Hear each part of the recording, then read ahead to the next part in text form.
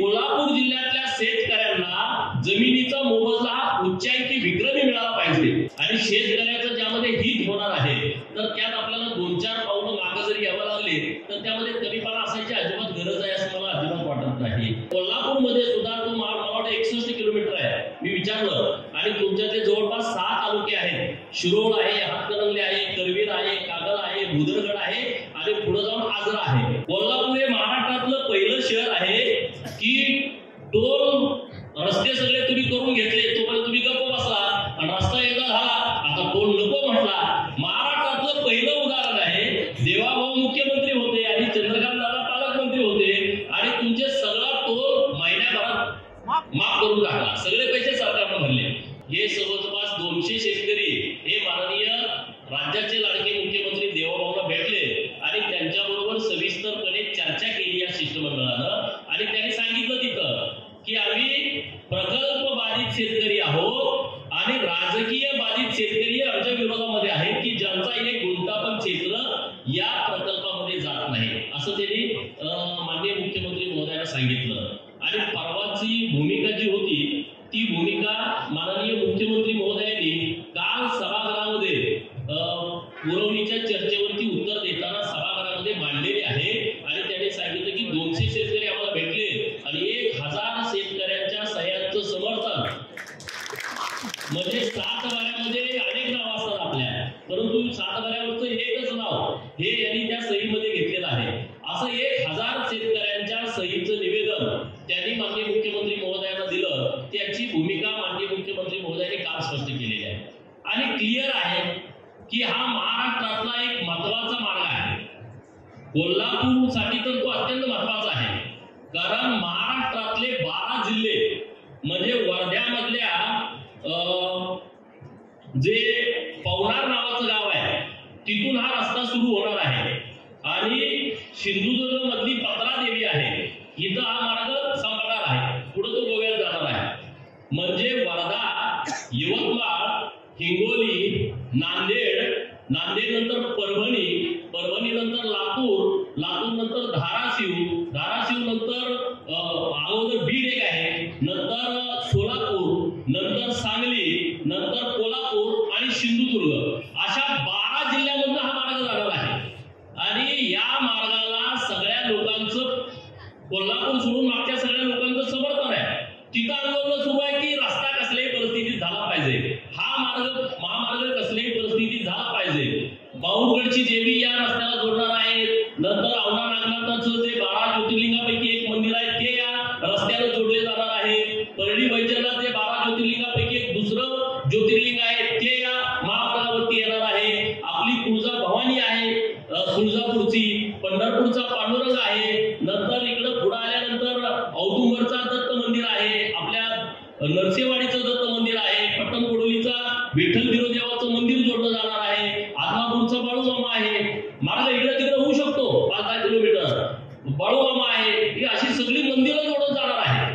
आणि कोल्हापूर महाराष्ट्रातल्या प्रत्येक व्यक्तीला अंबा मातेचं दर्शन घ्यायची प्रचंड इच्छा असते, प्रत्येकाला वाटतं आता जर यायचं म्हणलं तर 18 ते 20 तासाचा वेळ लागतो आणि जर शक्तीपीठ मार्ग झाला तर फक्त 8 ते 10 तासामध्ये वर्धा टू गोवा इतक्या कमी वेळामध्ये हा प्रवास होणार आहे आणि त्यामुळे एक मोठ्या उद्योगाला चालना मिळेल, आजूबाजूच्या जमिनीचे दर वाढतील, शेतकऱ्यांना चांगला मोबदला मिळेल आणि त्यामुळे तुम्ही जे आज ठराव घेतलेले आहेत आणि त्यांनी परवा पण भूमिका मांडली की कोल्हापूर जिल्ह्यातल्या शेतकऱ्यांना जमिनीचा मोबदला हा उच्चांकी विक्रमी मिळाला पाहिजे आणि मुख्यमंत्री महोदय बोलले की जे काय बेस्ट असेल ते आम्ही कोल्हापूरला देऊ। त्यांनी त्या दिवशी सांगितलं इथल्या शेतकऱ्यांना प्रकल्पग्रस्तांचा दाखला मिळाला पाहिजे। आपल्याला महापूर येतो आणि महापुरामध्ये लोकांचं परत नुकसान होऊ नये म्हणून हे जे सगळा रस्ता होईल तो पिलरवरती उभा असला पाहिजे, तिथं कुठं भरावा असता कामा नये, असे अनेक मागण्या आपल्या आहेत। आणि मित्रांनो तुम्ही जर विषय घेतला कोल्हापूरकरांच्या विरोधात कोण जाऊ शकतं सांगा?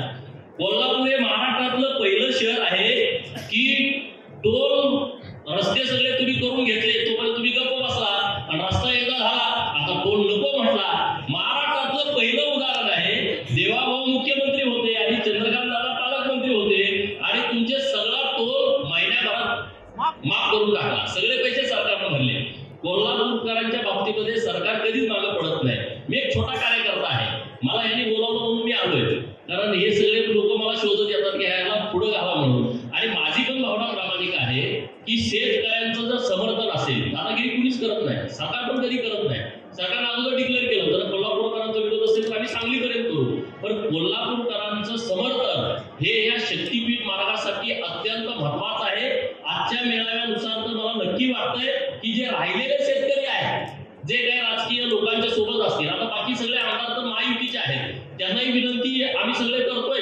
आपल्या सगळ्या या समितीनं पण त्यांना विनंती केलेली आहे की हा रस्ता कसल्याही परिस्थितीत झाला पाहिजे, त्यासाठी त्यांचं समर्थन असायला पाहिजे. आज इतका मोठा बाधित शेतकऱ्यांचा मेळावा झाल्याच्या नंतर मला वाटत नाही की जे विरोधात शेतकरी आहेत ते सुद्धा सगळे शेतकरी हे आपल्या बरोबर येतील, आपल्या समर्थनामध्ये येतील.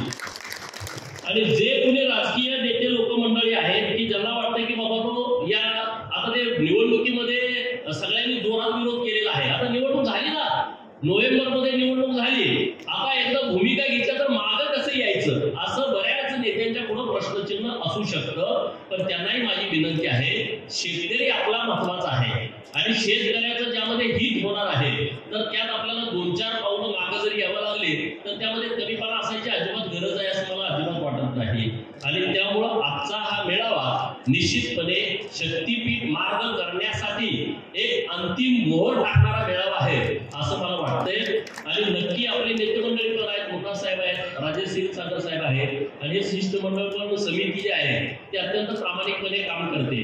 आता या रुचिकाताई आहेत, त्या एकट्या लढत होत्या, त्या सगळ्या शेतकऱ्यांना भेटल्या, शेतकऱ्यांना सोबत घेतलं, त्यांना या महामार्ग जाण्याचा फायदा काय होणार आहे आणि त्याच्या दराच्या बद्दल लोकांच्या मनामध्ये शंका आहे. तर मुख्यमंत्री महोदयांनी परवा स्पष्ट सांगितलं की बाबा तुमचं एकदा समर्थन असेल तर आपण त्या शेतीचं निरसन आपण करून टाकू.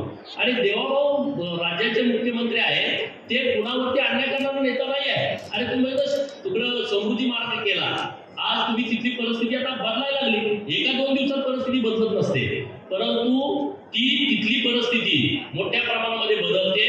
या शक्तीपीठ मार्गानं पलीकडचे तर सगळे दुष्काळी जिल्हे आहेत, सांगलीचा कृष्णाकाठ सोडला तर बाकीचे जिल्हे हे सगळे दुष्काळी जिल्हे आहेत. आणि अशा जिल्ह्यातून एक मोठा महामार्ग जातोय आणि तो महामार्ग येत्या काही काळामध्ये पूर्ण होणार आहे. आणि त्यामध्ये कोल्हापूरमध्ये सुद्धा तो मला वाटतं 61 किलोमीटर आहे, मी विचारलं. आणि तुमच्या ते जवळपास 6 तालुके आहेत, शिरोळ आहे, हातकणंगले आहे, करवीर आहे, कागल आहे, भुदरगड आहे आणि पुढे जाऊन आजरा आहे. तर या 6 तालुक्यामधून हा मार्ग जातोय.